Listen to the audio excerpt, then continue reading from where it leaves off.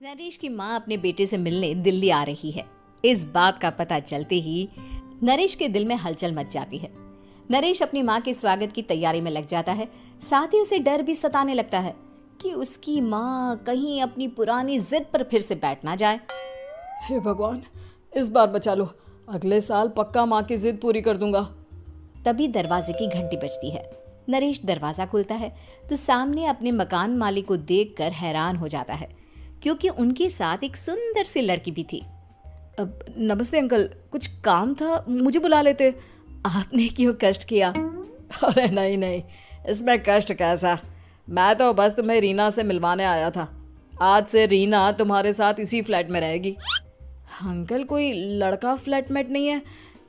एक अनजान लड़की के साथ रहना मेरे लिए थोड़ा अजीब होगा। देखो नरेश, मैं तुम्हें पहले भी बता चुका हूँ कि इस फ्लैट में तुम्हें किसी ना किसी के साथ एडजस्ट करना ही होगा, या फिर तुम अकेले पूरे फ्लैट का किराया दे दो, मैं किसी को नहीं रखूंगा। नरेश अपने मकान मालिक की बात सुन के रीना के साथ रहने के लिए तैयार हो जाता है, पर अंदर ही अंदर उसे ये बात खाने लगती है कि वो अपनी माँ को क्या जवाब देगा जब उसकी माँ रीना के बारे में उसे पूछने लगते हैं। नरेश और रीना अच्छे दोस्त भी बन जाते हैं, पर अभी भी नरेश अपनी प्रॉब्लम का सोल्यूशन नहीं ढूंढ पाता। एक दिन नरेश बहुत परेशान सा बैठा होता है। तभी रीना उसे पूछती है, क्या हुआ नरेश, तुम काफी परेशान लग रहे हो, सब ठीक तो है ना? हाँ सब ठीक है, बस एक छोटी सी प्रॉब्लम है। वो एक्चुअली 2 दिन बाद मेरी माँ मुझसे मिलने आ रही है। अरे तो इसमें प्रॉब्लम क्या है, ये तो खुशी की बात है। हाँ रीना, बट मेरी माँ एक जिद लेकर बैठ गई है कि मैं शादी कर लूँ, पर मैं अभी इस चीज़ के लिए तैयार नहीं हूँ। ऊपर से जब वो तुम्हें देखेगी तो 100 सवाल करेगी, क्या जवाब दूंगा? अरे इसमें कोई टेंशन वाली बात नहीं है। मेरे पास ना इस प्रॉब्लम का सोल्यूशन है, जिससे ना तुम्हें शादी करनी पड़ेगी और ना ही तुम्हारी माँ मेरे बारे में कुछ पूछेंगी। रीना की बात सुनकर नरेश सोच में डूब जाता है। वो सोचता है कि रीना खुले ख्यालों वाली लड़की है, कहीं माँ को सच बता ना दे। नरेश को सोच में डूबा देखकर रीना कहती है, अरे क्या हुआ, किस सोच में पड़ गए? डोंट वरी, जैसा तुम सोच रहे हो ना वैसे कुछ भी नहीं है। मेरे पास एक प्लान है। मैं कुछ समझ नहीं पा रहा हूँ, कैसा प्लान? मैं समझाती हूँ। हम ना एक कॉन्ट्रैक्ट मैरिज कर लेते हैं। फिलहाल मेरे पास जॉब नहीं है, तो तुम इस रूम का किराया दे देना जब तक तुम्हारी माँ यहाँ रहेंगी, सिर्फ तब तक। और तुम अपनी माँ से कह देना कि मैं तुम्हारी पत्नी हूँ, इससे वो मेरे यहाँ रहने पर कोई सवाल भी नहीं करेंगी। अरे बात तुम्हारी ठीक है, पर माँ से झूठ बोलना, ना ना बाबा, मैं ये रिस्क नहीं ले सकता। कोई और आइडिया दो ना तुम। देखो मंजूर हो तो बोलो, वरना सच बता दो, मुझे कोई प्रॉब्लम नहीं है। रीना की बात सुनकर नरेश सोच में डूब जाता है। बहुत सोचने के बाद जब उसे कोई रास्ता नहीं मिलता तो वो रीना के बताए हुए रास्ते पर चलने के लिए तैयार हो जाता है। वो रीना से बात करता है और अपनी माँ की पसंद और नापसंद के बारे में बताता है। रीना भी नरेश की सभी बातों को ध्यान से सुनती है, कोई गलती ना हो जाए। आखिर वो दिन भी आ जाता है जब नरेश की माँ उससे मिलने दिल्ली आ जाती है। नरेश अपनी माँ को फ्लैट पर लेकर जाता है। जैसे ही नरेश की माँ फ्लैट के अंदर जाती है, रीना उसके पैर छू लेती है। ये देखकर नरेश की माँ थोड़ी घबरा जाती है और नरेश से पूछती है, अरे बेटा नरेश, ये कौन है? माँ, ये आपकी बहू रीना है। माफ़ी चाहता हूँ, सब कुछ इतनी जल्दी में हुआ कि आपको बता ही नहीं पाया, इसलिए सोचा कि क्यों ना आपको सरप्राइज दिया जाए। अरे बेटा, मैं तो बस तेरा घर बसा हुआ देखना चाहती थी। हाँ, बहुत अरमान थे अपनी इकलौते बेटी की शादी को लेकर, लेकिन कोई बात नहीं, शायद किस्मत को यही मंजूर होगा। ये कहते ही नरेश की माँ रीना को गले लगा लेती है। रीना बेटिया, मेरा बेटा ना थोड़ा नादान है, पर तुम काफ़ी समझदार लगती हो और मैं जानती हूँ कि तुम इसका बहुत अच्छे से ध्यान रखोगी। माँ आप चिंता मत कीजिए, मैं सब संभाल लूंगी। नरेश की माँ अपने बहू और बेटे के साथ खुशी खुशी रहने लगती है। दिन बीतने लगते हैं। नरेश की माँ और रीना का रिश्ता बहुत मजबूत होता चला जाता है। वो दोनों सारा दिन एक साथ रहती और खूब बातें करती।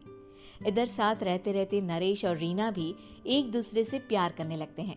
दोनों को इस बात का एहसास हो जाता है, फिर भी वो इस बात को छुपा कर ही रखते हैं। एक दिन नरेश की माँ और रीना शादी के बारे में बात करने लगते हैं।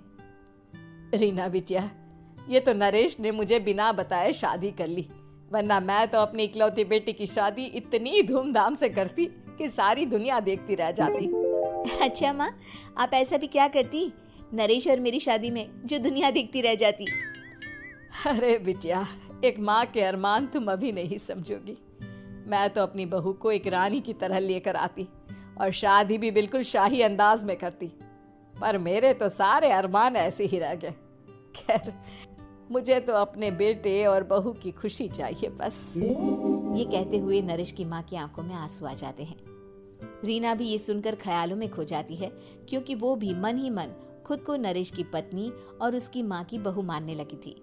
शाम को जब नरेश ऑफिस से घर आता है तो रीना खुद को रोक नहीं पाती और नरेश के सामने उसकी माँ को अपने और नरेश के रिश्ते का सारा सच बता देती है। रीना की बात सुनकर नरेश की माँ दोनों से बहुत नाराज हो जाती है और घर वापस जाने की बात करने लगती है। तुम दोनों ने मुझसे सच छुपाकर बहुत ठेस पहुंचाई है मुझे। अब तुम लोगों के साथ नहीं रहना चाहती मैं, कल ही वापस चली जाऊंगी अपने घर। माँ, मुझे माफ कर दो, ये सब मैंने रीना के कहने पर ही किया है, वरना मैं भी आपको कभी ठेस पहुंचाने के बारे में सोच भी नहीं सकता। हाँ माँ, हमने ये सिर्फ आपका दिल रखने के लिए किया, प्लीज हम दोनों को माफ कर दीजिए। तुम दोनों ने मेरे अरमानों के साथ खिलवाड़ किया है, और वैसे भी मुझे अपने बेटे के लिए एक अच्छी लड़की ढूंढनी है, इसलिए मेरा यहाँ से जाना ही बेहतर होगा।